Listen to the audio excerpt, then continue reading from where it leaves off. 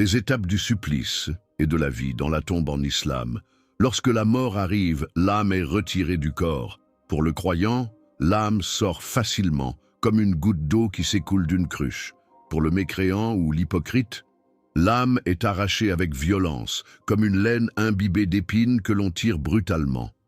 Référence, hadith rapporté par Ahmad al-Hakim, authentifié par Al-Albani. L'âme du croyant est enveloppée dans un tissu parfumé et élevée vers le ciel.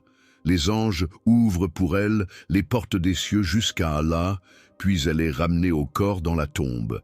L'âme du mécréant est enveloppée dans un tissu nauséabond, rejetée par les anges et précipitée vers la terre.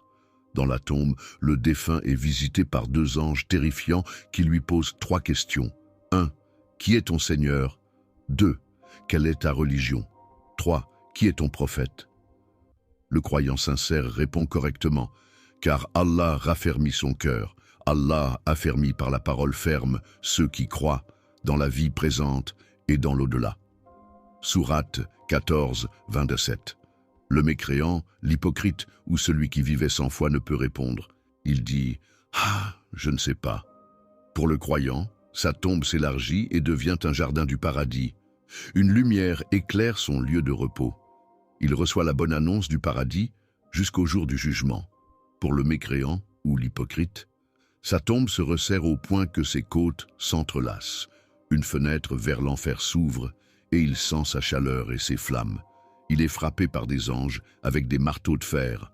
Hadith rapporté par Al-Bukhari, Muslim, At-Tirmidhi. Le supplice ou le confort se poursuit dans la tombe jusqu'à la résurrection, Qiyama.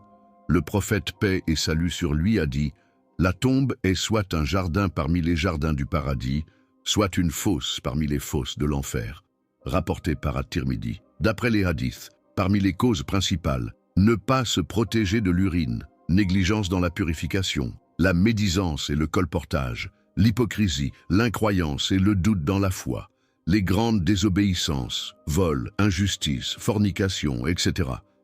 Le prophète paix et salut sur lui enseignait de chercher refuge auprès d'Allah dans les prières. « Ô Allah, je cherche refuge auprès de toi contre le supplice de la tombe, contre le supplice de l'enfer, contre les épreuves de la vie et de la mort, et contre le mal du faux Messie. » Muslim. Et aussi, avoir une foi sincère. Observer la prière, la purification et les bonnes actions. Lire régulièrement Surat al-Mulk 67, qui, selon un hadith, protège contre le supplice de la